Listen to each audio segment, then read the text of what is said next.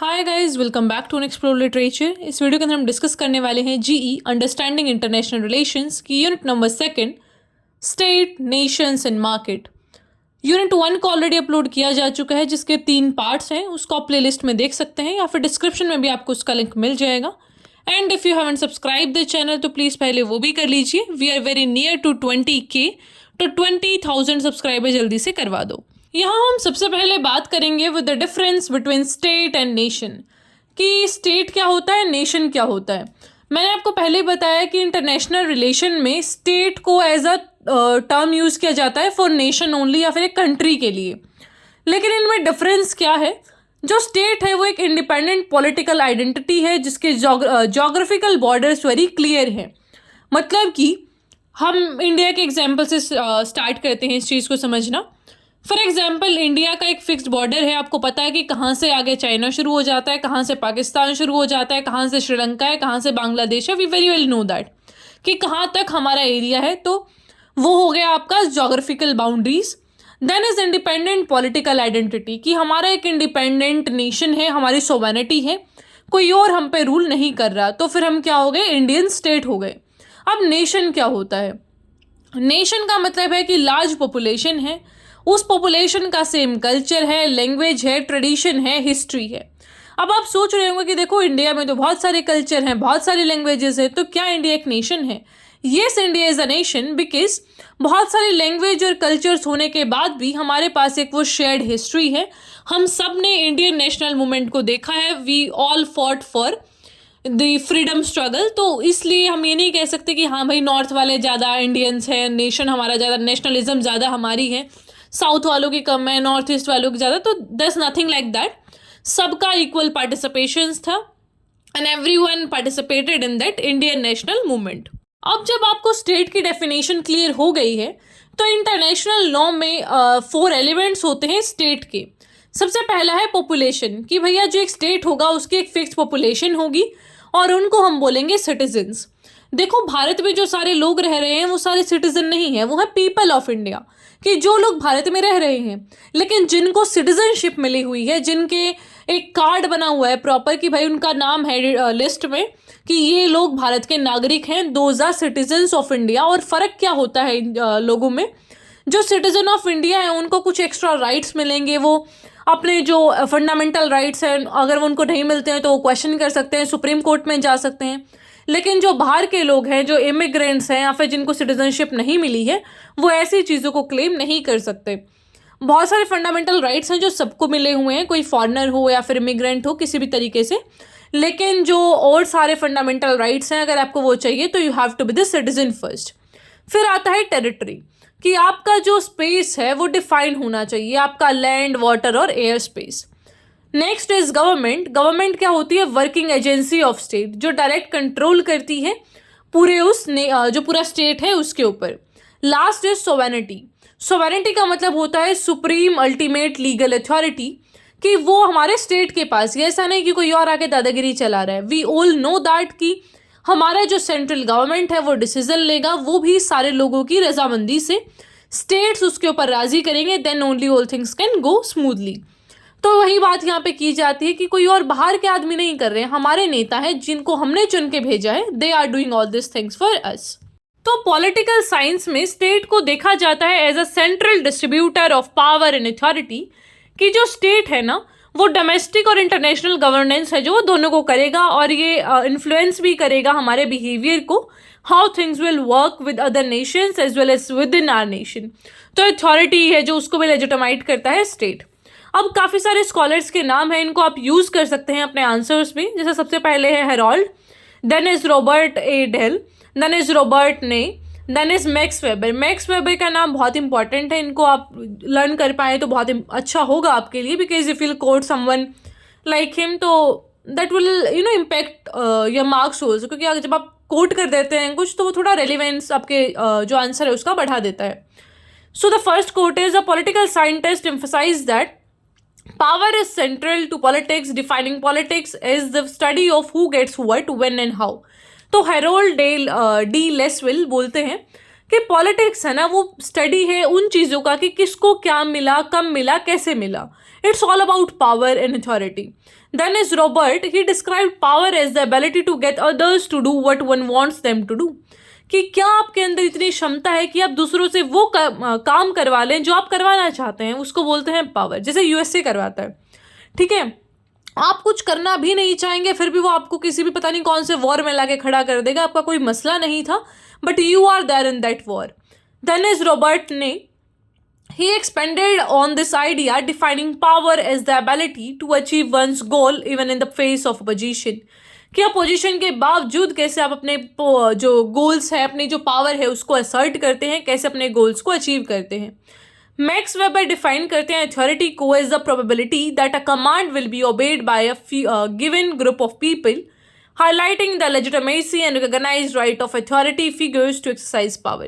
कि इस तरीके से जो आपकी अथॉरिटी है, आपका जो कमांड है, उसको ओबे किया जाएगा लोगों के द्वारा.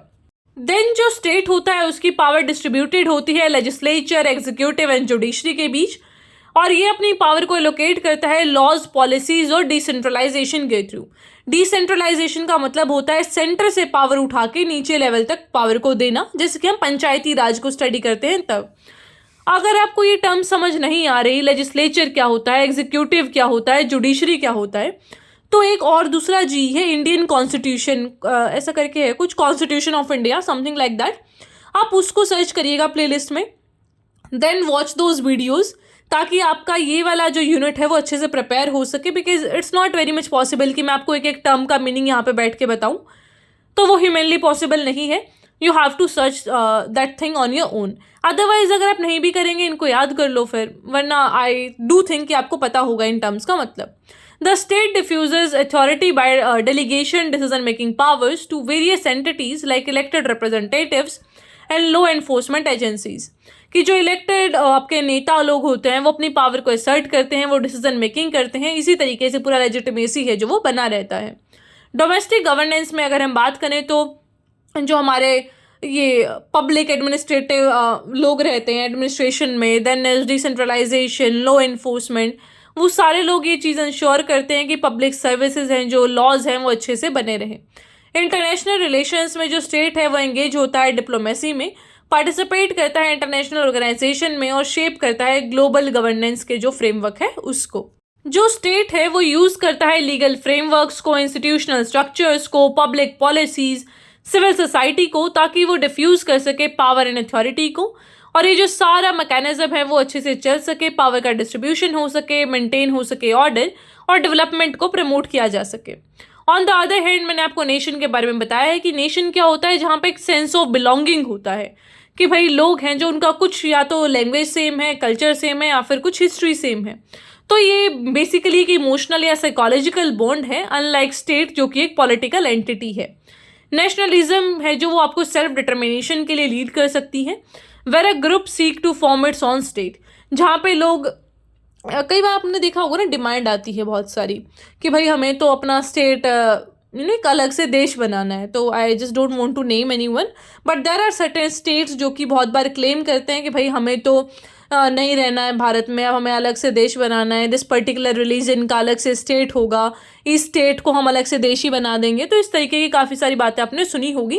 तो वो नेशनलिज्म के थ्रू आता है, and specifically after world war second ये सारी डिमांड्स काफ़ी बड़ी हैं डिफरेंट नेशंस में. तो ये तो था स्टेट और नेशन के बारे में. अब बात करते हैं कि कैसे जो पॉलिटिकल पावर है वो इन्फ्लुएंस करती है मार्केट को. तो इसमें 3 थियरीज हैं. रियलिस्ट थियरी जो कि प्रायोरिटाइज करती है स्टेट की सोवरेनिटी को, नेशनल सिक्योरिटी को, कि भाई अपना जो देश है ना उसकी सोवरेनिटी और सिक्योरिटी बनी रहनी चाहिए. और जो रियलिस्ट हैं वो देखते हैं इकोनॉमिक पॉलिसीज एंड मार्केट को, कि ये ना टूल्स हैं जो इन्हेंस कर सकते हैं हमारी पावर को, सिक्योरिटी को. ऐसा नहीं है कि ये बैरियर्स हैं कुछ, बल्कि ये आपकी सिक्योरिटी और डिफेंस और ये सारी चीज़ों को इम्प्रूव ही करेंगे. लिबरलिज्म की अगर हम बात करें तो वो तो बोलते हैं कि भैया कॉपरेशन होना चाहिए, इंटरनेशनल इंस्टीट्यूशन बनने चाहिए, इकोनॉमिक जो इंटरडिपेंडेंस है वो बढ़ना चाहिए, अपनी मार्केट्स को ओपन करो. हमने एलपीजी रिफॉर्म्स देखे हैं जब इंडिया के अंदर 1990s में, तो वही तो बात की थी कि भैया अपनी जो इकोनॉमीज़ है तुम उनको खोलो ना, बाहर के देशों के साथ तुम ट्रेड करो, ये बंद करके थोड़ी बैठना होता है अपने दरवाज़ों को. तो इंस्टीट्यूशन है जैसे कि WTO, IMF, तो ये सारे ऐसी चीज़ों की बात करते हैं कि किस तरीके से आपको स्टेबिलिटी प्रमोट करनी है और इंटरनेशनल जो मार्केट्स हैं उनको ओपन करना है। मार्क्सिस्ट थ्योरी की बात करें तो ये बात करते हैं इनइक्वालिटी और एक्सप्लॉयटेशन के बारे में कि एक तो है बुर्जुआ क्लास। बुर्जुआ क्लास अब क्या करती है, वो सारे रिसोर्सेज को लेके बैठ जाती है, वर्कर क्लास बेचारी पिसती रहती है। तो ये आता है जो क्रिटिक है of this Marxism regarding the capitalist society. फिर जो कंस्ट्रक्टिविज्म है वो फोकस करते हैं रोल ऑफ आइडियाज़ पे, आइडेंटिटीज़ पे, जो कि शेप करेंगे इंटरनेशनल रिलेशंस को। ये आर्ग्यू भी करते हैं relationship between state and market के बारे में कि कैसे जो सोशल कंस्ट्रेंट है उनकी वजह से राइज हो रहा है न्यू लिबरलिज्म का, और यहाँ पे हमारा जो प्राइवेटाइजेशन है उस पर भी ये फोकस करते हैं। ग्लोबलाइजेशन हम सबको पता है कि किस तरीके से विश्वीकरण बोलते हैं शायद इसको हिंदी में, कि किस तरीके से जो सारे वर्ल्ड सारी जो कंट्रीज़ हैं वो कनेक्ट हो रही हैं। अब ऐसा कोई देश नहीं है जिसके ऊपर किसी और का इम्पैक्ट ना पड़े। अगर यूएसए में कुछ हो जाता है तो भारत को भी टेंशन आ जाता है, ठीक है। और भी सारे हम यहाँ पे यूक्रेन रशिया वाला वॉर चल रहा है। अब ऐसा तो है नहीं कि हमारे बिल्कुल पड़ोस में वो लोग बैठे हैं, लेकिन still we are getting impacted by that, क्योंकि वहाँ से हमारा सनफ्लावर ऑयल का वो होता था इम्पोर्ट एक्सपोर्ट, और फिर हमने रशिया से ऑयल लिया। तो वो बहुत सारी चीज़ें हैं कि अब जो देश हैं वो आपस में बड़े ही कनेक्टेड हैं, जिसकी वजह से सारी चीज़ें यूँ हैम्पर करती हैं एक दूसरे को। जो इकोनॉमिक क्राइसिस है 2008 की, उससे फाइनेंशियल मेल्टडाउन हुआ, उससे भी हमें पता चलता है कि कितनी इंटरकनेक्टेड सारी स्टेट्स इकोनॉमीज़ हैं, और एक जगह अगर इशू होता है तो दूसरे के अंदर कैसे सारी जो प्रॉब्लम्स है वो राइज हो जाएंगे। फिर जो इशू है इकोनॉमिक डेवलपमेंट का, इनइक्वालिटी का ग्लोबल नॉर्थ और साउथ के अंदर, वो भी क्वेश्चन करते हैं about the fairness of the global economic system, कि ये जो यूरोप वाले हैं ये अपने लिए सारे रूल्स को बनाते हैं। इनका मेन मुद्दा ये है कि हमारा फ़ायदा हो, बाकी सब जाए भाड़ में। Now what is global north and global south? Global north वाला चीज़ is like the developed countries, की हाँ भाई ये लोग जो काफ़ी तरक्की कर चुके हैं, and we are the third world countries जो अभी डेवलप होना शुरू हुए हैं। So this is all about this unit. I hope आपको समझ आया होगा। कोई क्वेश्चन क्वेरी जो भी है उसे पूछ लेना। You can follow me on Instagram, then you can also text me on Telegram, जहाँ पे भी पूछना हो, like email, Telegram, wherever you want. Also don't forget to give your feedbacks. I'll meet you in the next video. Till then, take care, stay happy, stay healthy.